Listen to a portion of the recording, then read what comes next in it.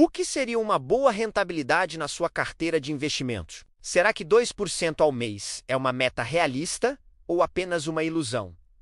E 12% ao ano é muito ou é pouco? Se você já se pegou fazendo essas perguntas, pode ficar tranquilo, porque você não está sozinho. No vídeo de hoje, vamos desvendar esse mistério e descobrir o que o mercado e os estudos financeiros dizem sobre a rentabilidade ideal para os seus investimentos. E mais, vou te mostrar como definir uma meta que faça sentido para você e para o seu futuro financeiro. Então, se prepara, pega o seu café e vem comigo, porque esse assunto é mais importante do que você imagina. Primeiro, vamos alinhar as expectativas. É muito comum a gente ver na internet promessas de ganhos absurdos, tipo, dobre seu capital em 1 ano ou ganhe 5% ao mês com day trade. A verdade é que, embora seja possível ter ganhos extraordinários em períodos curtos, isso geralmente envolve um risco altíssimo e não é sustentável a longo prazo. Essas promessas criam uma ansiedade e uma frustração gigantesca no investidor iniciante, que acaba se sentindo um fracasso por não conseguir esses resultados. Então, a primeira lição é: esqueça as fórmulas mágicas. O mundo dos investimentos sérios não funciona assim. Vamos falar de números mais realistas. Um dos principais indicadores que usamos para medir se um investimento está valendo a pena é a taxa Selic, a nossa taxa básica de juros. Ela é definida pelo Banco Central e serve como referência para a economia. A Selic é considerada o nosso custo de oportunidade. Pensa comigo.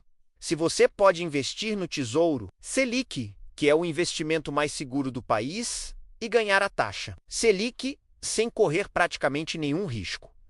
Qualquer outro investimento que você faça precisa, no mínimo, render mais do que isso para compensar o risco adicional que você está correndo. Se a Selic está em 10% ao ano, por exemplo, um investimento que te rende 8% ao ano não está sendo um bom negócio, concorda? Então, um primeiro parâmetro para uma boa rentabilidade é superar a Selic, mas podemos ir além. Outro indicador muito usado é o CDI, o Certificado de Depósito Interbancário. Ele anda sempre coladinho com a Selic. Muitos fundos de investimento e produtos de renda fixa usam o CDI como benchmark, ou seja, como meta a ser superada. Se você tem um fundo que rende 110% do CDI, significa que ele está performando 10% acima dessa referência, o que já é considerado um bom resultado para um perfil mais conservador. Agora, e a inflação? Não adianta nada seu dinheiro render 10% ao ano se a inflação no mesmo período foi de 7%. Nesse caso, seu ganho real, ou seja, o aumento do seu poder de compra, foi de apenas 3%. Por isso, uma boa rentabilidade de verdade é aquela que supera a inflação com uma boa margem. O nome disso é juro real. É esse juro real que vai fazer seu patrimônio crescer de fato ao longo do tempo. Olhar apenas para a rentabilidade nominal, sem descontar a inflação, é se iludir. Ok, então a meta é superar a Selic e a inflação.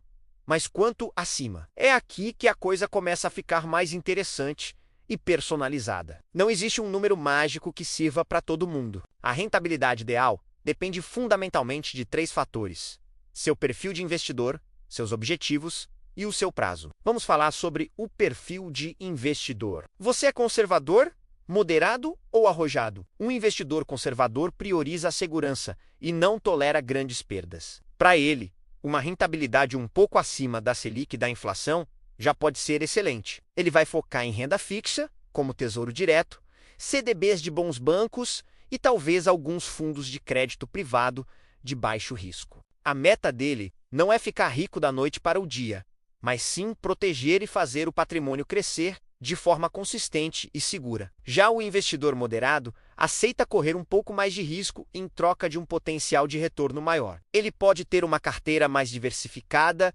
com uma parte em renda fixa e outra em renda variável, como ações e fundos imobiliários. Para ele, uma rentabilidade de inflação mais 5% ou inflação mais 6% ao ano, na média, já seria um resultado espetacular a longo prazo. Isso significa que, se a inflação for de 5%, ele buscaria um retorno de 10% ou 11% ao ano. E o investidor arrojado, ou agressivo.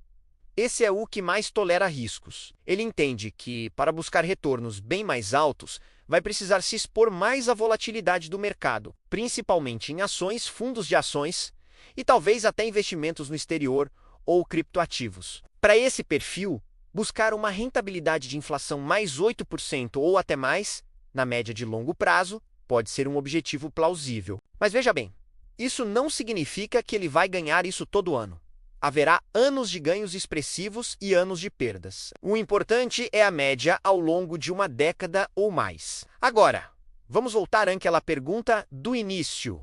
E os 2% ao mês? Isso daria mais de 26% ao ano, desconsiderando os juros compostos. Isso é possível? Sim, mas é extremamente difícil e arriscado de se conseguir consistentemente. Grandes gestores de fundos, com equipes de analistas e acesso a informações privilegiadas, muitas vezes comemoram quando conseguem uma rentabilidade de 20% ao ano de forma consistente. Pedir isso de um investidor pessoa física, que tem outras ocupações, é colocar uma pressão irreal. O que os estudos científicos e grandes investidores como Warren Buffett nos ensinam? Eles mostram que o segredo não está em buscar a maior rentabilidade possível a qualquer custo, mas sim em ter consistência, paciência e uma estratégia bem definida. Uma rentabilidade média de 12% a 15% ao ano, no longo prazo, com reinvestimento dos dividendos, já é capaz de transformar completamente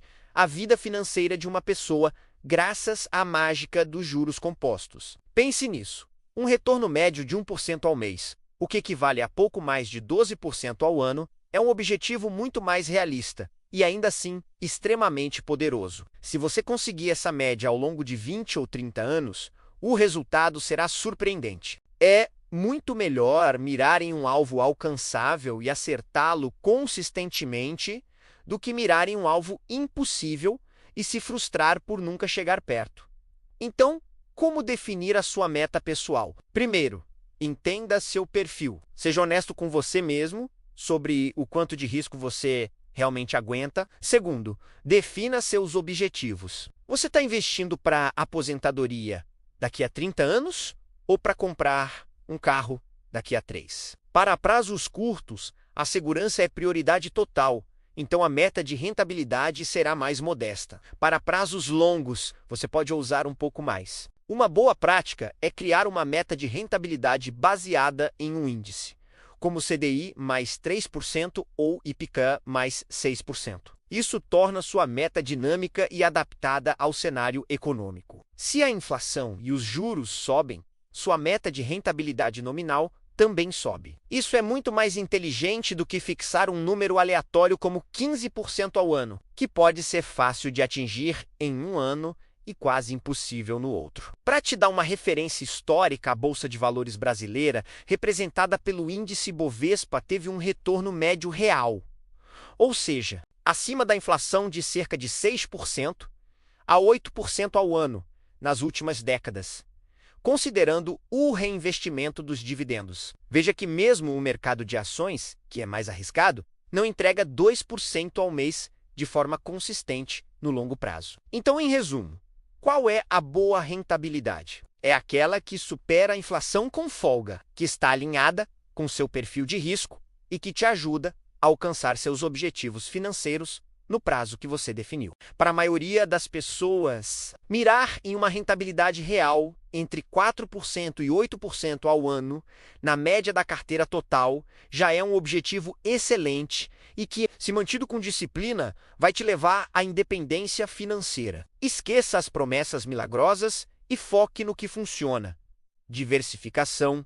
aportes constantes e paciência. O tempo é o seu maior aliado nos investimentos. Espero que este vídeo tenha clareado suas ideias sobre rentabilidade. O mais importante é construir uma estratégia que te deixe dormir tranquilo à noite. Não se compare com os outros. Compare seus resultados com as suas próprias metas. Se você gostou desse conteúdo e quer aprender mais sobre como investir de forma inteligente e segura, não se esqueça de se inscrever no canal e ativar as notificações. Deixe aqui nos comentários qual é a sua meta de rentabilidade e como você está trabalhando para alcançá-la. Vamos trocar experiências. Muito obrigado por assistir e até o próximo vídeo.